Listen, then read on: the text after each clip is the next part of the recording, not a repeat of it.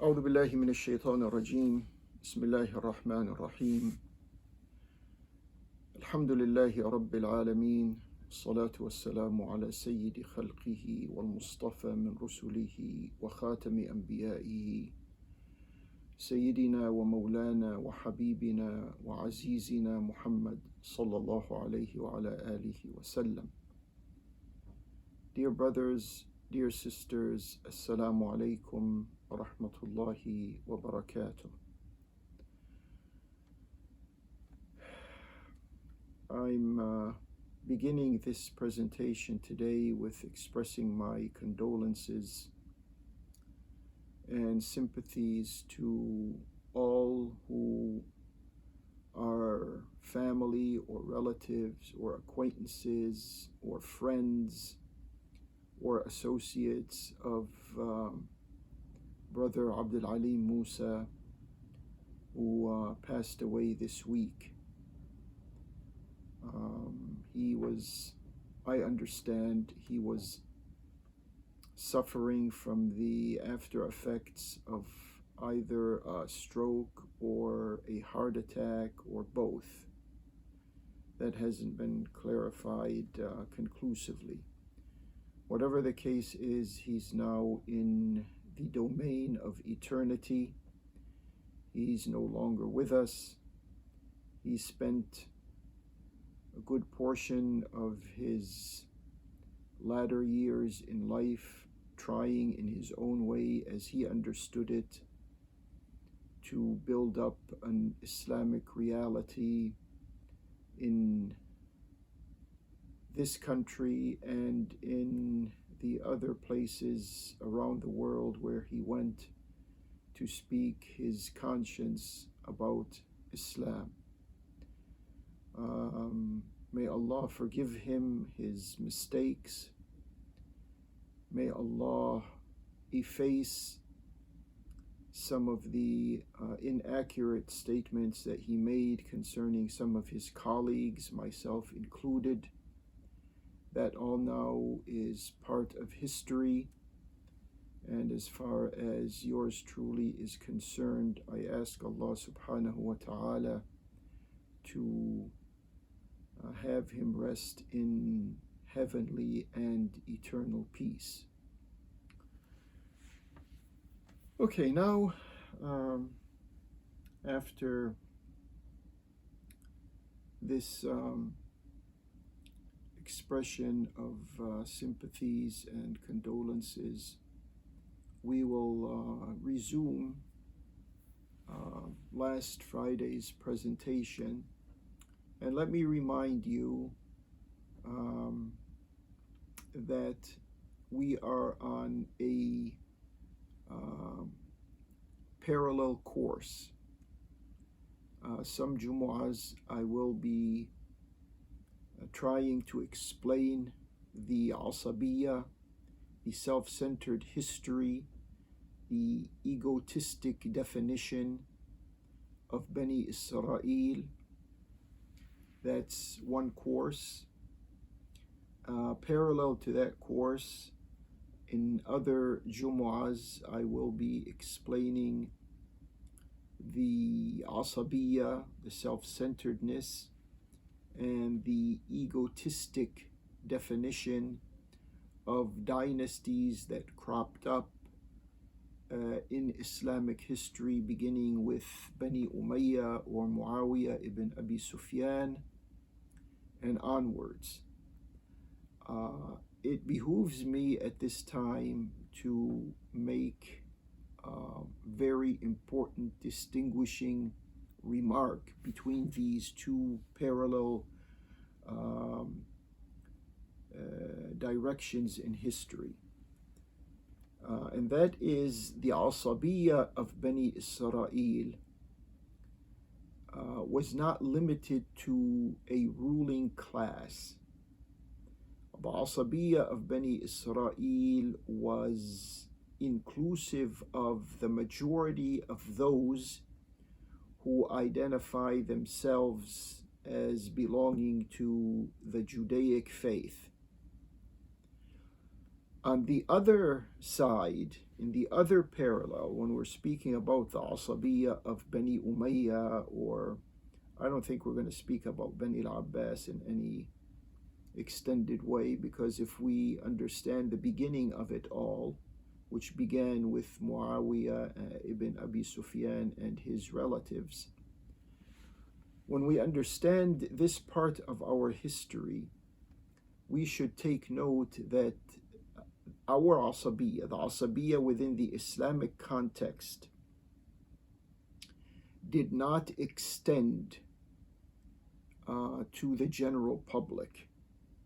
In other words, we, the Muslims of the world, don't believe ourselves, we don't believe that we are Allah's chosen people and that we somehow are above all other peoples of the world in the same manner and in the same definitions that Bani Israel have.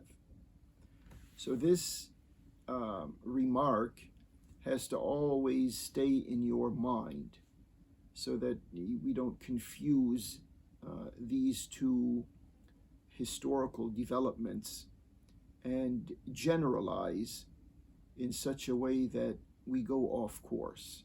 This is a very important distinction and very important separating line between the development of these two historical courses, which are still playing out in the world today.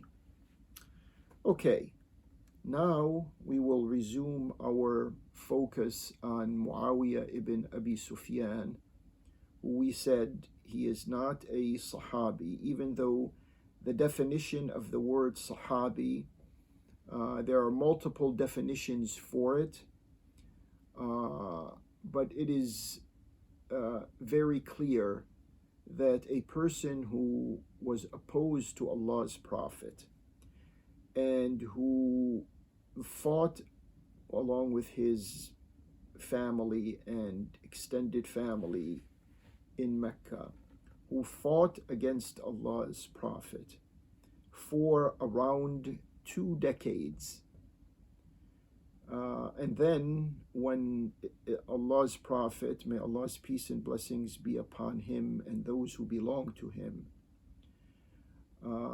when the Islamic wave was taking its course and there was no reversal of the successes of the past 2 decades, then Muawiyah and his likes jumped on the Islamic bandwagon. And when the Prophet liberated Mecca, he did not say what he said to all of these individuals who were gathered, who were against him for all of the previous years. He said to them, "What do you think I'm going to do with you now?" And then they said, "Well, you are one of us, basically. You are a brother and a nephew." And he said, "You are now free to go. You are released. You are physically released from the punishment that is due to you, and you are legally released from the court proceedings that would have been the order of the day." This is tipping the balances of mercy and affection against the balances of revenge and attrition. اذهبوا فأنتم الطلقاء. Allah's Prophet said to the crowd in Mecca, who were his enemies for all of those years, "Go now. You are free. You are released." As if they were captives by their own ignorance and their own resistance and hostilities to the Prophet. Now you are free. So Muawiyah was a taliq. The Prophet did not say, اذهبوا فأنتم أصحابي. Had the Prophet said that, now you are free, you can go because you are my companions, then yes, there would have been justification for calling Muawiyah and the equivalents of Muawiyah Sahaba. And by the way, Sahaba, if someone was to dig deeper into the terminology of the Quran, when the word Sahib and Ashab, these are the two words that are mentioned in the Quran that belong to the word Sahaba, as the word Sahaba is not there. When these two words are mentioned in the Quran, they don't have the glitter and the sanctimony, the high status that was given to them beginning with the dynastic rule that followed the Khilafah. You can refer to, this is one of the problems we Muslims have. We complain to ourselves. I'm complaining to you and our own crowd. We don't read our history. That's our problem. Go back to the history books and read Al-Tabari, read even Minhaj al-Sunnah li Ibn Taymiyyah, and you will find in there information that indicates that dynastic rule came after Khilafah rule.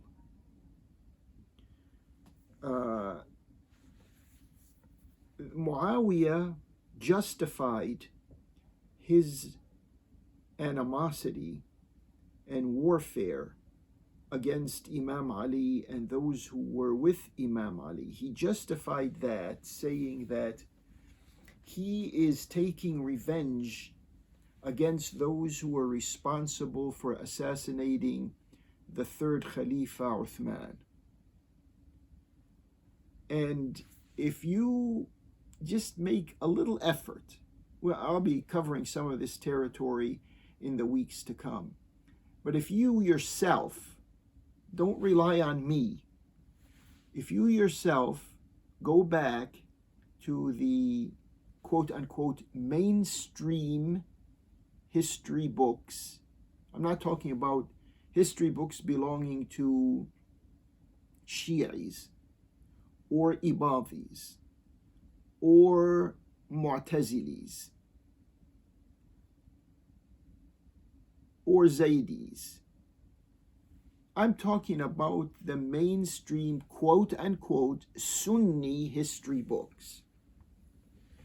And dig into them and you will realize that some of those who participated in the attack and eventual assassination of the third Khalifa Uthman, some of those later on were close to Muawiyah. They were rewarded by Muawiyah.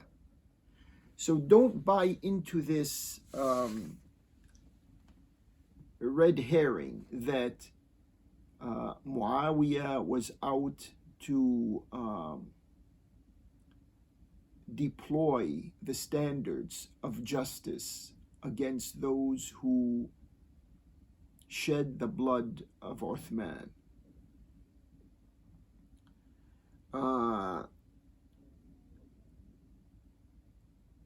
In Sahih Muslim, it's a mainstream book, no one's telling you to go far and in different other sources of information. Let me make a remark here that is just an academic or educational or scholastic type of remark. When Muslim collected the hadiths, he did not put them into chapters. He just wrote the hadiths that he considered valid hadiths without classifying them into separate sections.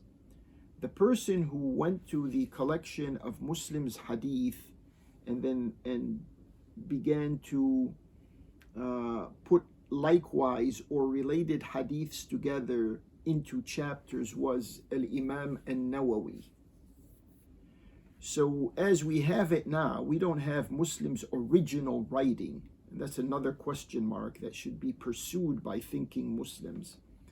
But be it as it is, if we go to any version or any print of Sahih Muslim today, we'll find it has chapters. In one of those chapters called Al-Iman, and all of us are familiar with the word Al-Iman, there's a hadith that says, حب الأنصار وعلي من علامات الإيمان. Al-Iman. The love of Al-Ansar, or the affection for Al-Ansar, and the love or affection for Ali, these are indicators of a person's commitment to Allah, of a person's Iman. حب الأنصار وعلي من علامات الإيمان, in Sahih Muslim.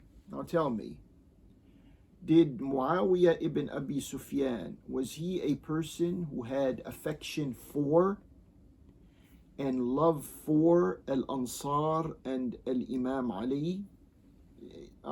You ask yourself that question and answer that question, not by the mainstream media information out there that is controlled by those who have money and wealth. It's been one of our problems for a long time. Also, in Sahih Muslim, there's a quote from Imam Ali. That quote says, وَالَّذِي فَلَقَ الْحَبَّ وَبَرَأَ النَّسَمَ إِنَّهُ لَعَهْدُ النَّبِيِّ الْأُمِّيِّ قال لي ألا لا يحبني إلا مؤمن ولا يبغضني إلا منافق. In Sahih Muslim, Al-Imam Ali is quoting Allah's Prophet. May Allah's peace and blessings be upon them and theirs. He's quoting Allah's Prophet as saying,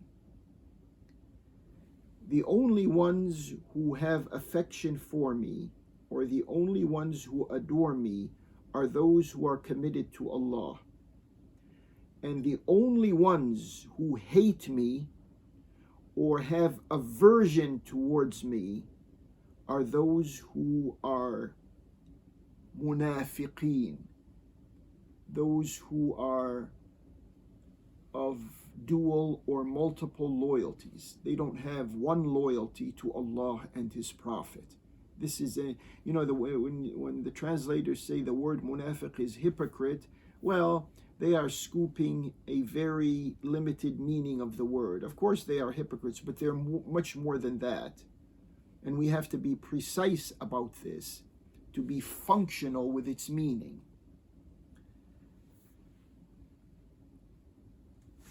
Muawiyah institutionalized, made it official, imposed on the Friday khatibs, those who give the khutbahs on Friday throughout the domain, the Muslim domain, wherever he could. He imposed upon them, and we know what that means. If they disobeyed his order, they were gone.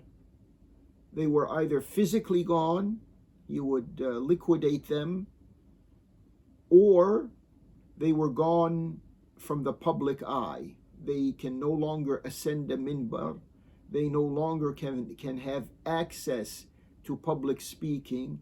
They can no longer communicate effectively with people. So he forced them to condemn Imam Ali, and if they wanted more rewards, to condemn those who are with Imam Ali. This is a person, we take Allah's Prophet's hadith, those who love and those who hate Imam Ali. So tell me, a person like Muawiyah, who in a systematic way imposes the condemnation of Imam Ali at the end of every Friday khutbah, in every masjid, in every Muslim land. Is this a person who has a positive emotional attachment to Imam Ali? Ask yourself. Do your own reasoning when it comes to this. And this is also in these mainstream books. Just read, my brothers and sisters. That's all that's required of you. At one time, Muawiyah approaches Sa'd ibn Abi Waqqas. Sa'd ibn Abi Waqqas in some of these books is mentioned as being one of the 10 who were favored to enter paradise, Al-Jannah. He says, Muawiyah is asking Sa'd ibn Abi Waqqas, ما يمنعك أن تسب أبا تراب? What is it that makes you reluctant or bars you from condemning or cursing Aba Turab? Aba Turab was the nickname, so to speak, of Imam Ali. And in another version of the same hadith, instead of Aba Turab, the word Ali, the name Ali himself is mentioned. And then Sa'd ibn Abi Waqqas answers Muawiyah ibn Abi Sufyan. He said, I heard the Prophet mention 3 attributes that Imam Ali has. And if I only had one of those attributes, I would be as lucky as to have gained everything a person would want to gain.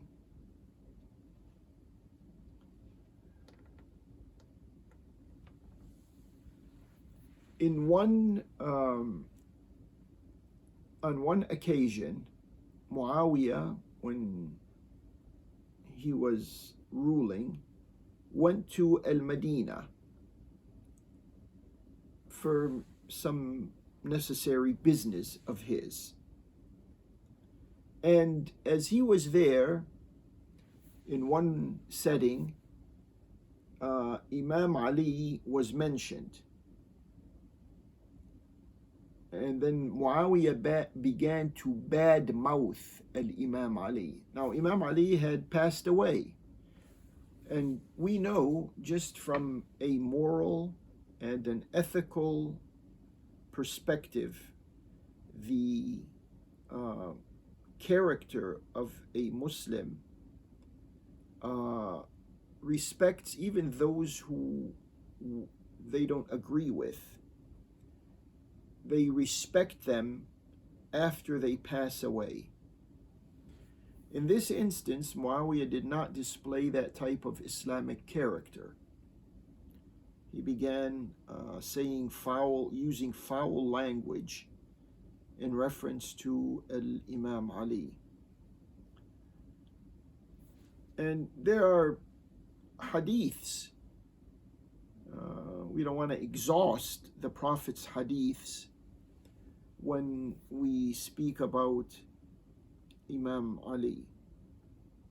in one occasion, the Prophet said to Imam Ali, أَمَا تَرْضَى أَن تَكُونَ مِنِّي بِمَنْزِلَةِ هَارُونَ مِنْ مُوسَى إِلَّا أَنَّهُ لَا نَبِيَّ بَعْدِي. He says to him, would you not be satisfied to have the position that Harun had with Musa, except that there is no prophet that comes after me? The inference of this hadith is the relationship of Harun with Musa was a very close relationship, a relationship of affinity, a relationship of understanding, a relationship of cooperation, and a relationship of a common purpose. So the Prophet is saying to Imam Ali, that's your relationship with me, except what distinguishes these two relationships, the one between Musa and Harun and the one between me and you, is that there is no prophet that will follow me, that will come after me. So there is no prophet description to you. I'm a prophet, you're not a prophet. And then another statement that vouches for Imam Ali's position, and we mention Imam Ali here because we're speaking about Muawiyah, the main and the major enemy of Imam Ali. On the day when Khaybar, the stronghold of Yahud, was liberated in the Arabian Peninsula, the Prophet said, لَأُعْطِيَنَّ الرَّايَةَ, I will give the flag, the banner, لَأُعْطِيَنَّ الرَّايَةَ. And then, depending on the source of hadith you're looking at, one source says, today, I will give the banner today. Another one says, I will give the banner tomorrow. لَأُعْطِيَنَّ الرَّايَةَ الْيَوْمِ, هذه رواية. And another riwayah is لَأُعْطِيَنَّ الرَّايَةَ غَدًا لِرَجُلٍ يُحِبُّ اللَّهَ وَرَسُولَهُ وَيُحِبُّهُ اللَّهُ وَرَسُولُهُ. I will give the banner to a person who loves Allah and His Prophet, and who Allah and His Prophet love him. So this Muawiyah picked a fight and chose his enemy towards a person who the Prophet of Allah sallallahu alaihi wasallam is describing as such. We know, or we should know, that Imam Ali never in his life consumed any alcoholics, any intoxicants. And Muawiyah did. And Muawiyah did even when he was the ruler of the Muslims. Meaning, he did it before he became a Muslim, and he did it after he proclaimed to be a Muslim. So I don't know how some people have some type of excusatory language. They want to excuse Muawiyah for the deliberate crimes that he committed. War crimes, crimes against humanity, and pedestrian crimes. We still have this, we have to liberate ourselves from this misconception to get our history straight. Al-Imam Ahmad ibn Hanbal, one of the major fuqaha, said إذا سكت الجاهل وسكت العالم تقية فكيف يتبين الحق؟ If a person who's lacking in knowledge, if he remains silent, and if a person who is overflowing with knowledge, meaning a scholar, if he remains silent, and of course he would remain silent because he wants to get his check at the end of the month, or he wants to be favored by those in power. So if everyone is remaining silent, then how is al-haq, how is truth and justice, how are they to be made known? How are people going to identify al-haq? So in this effort that we are trying to explain, we are simply trying to make obvious what al-haq is with the hindsight of 14 centuries. And may Allah subhanahu wa ta'ala help us reach that goal. ربنا تقبل منا إنك أنت السميع العليم وتب علينا يا مولانا إنك أنت التواب الرحيم. ربنا صل وسلم وبارك على محمد وآله أجمعين والسلام عليكم ورحمة الله وبركاته.